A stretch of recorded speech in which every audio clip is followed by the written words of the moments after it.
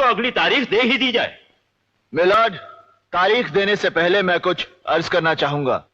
पहली तारीख में यह कहा गया कि दामिनी पागल है, उसे पागलखाने भेज दिया, जहां उसे पागल बनाने की पूरी कोशिश की गई।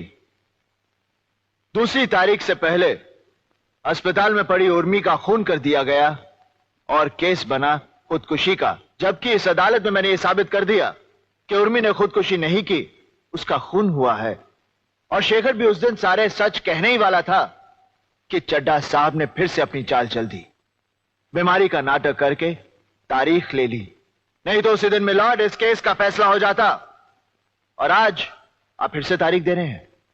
उस तारीख से पहले सड़क पर कोई ट्रक मुझे मारकर चला जाएगा और केस बनेगा रोड एक्सीडेंट का।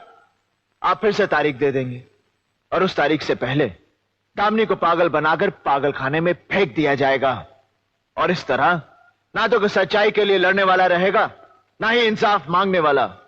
रह जाएगी तो सिर्फ तारीख। और यही होता रहा है मिलॉर्ड, तारीख पर तारीख, तारीख पर तारीख, तारीख पर तारीख, तारीख पर तारीख मिलती रही है, लेकिन इंसाफ नहीं मिला मिलॉर्ड, इंसाफ नहीं मिला। मिली है तो सिर्फ ये तारीख।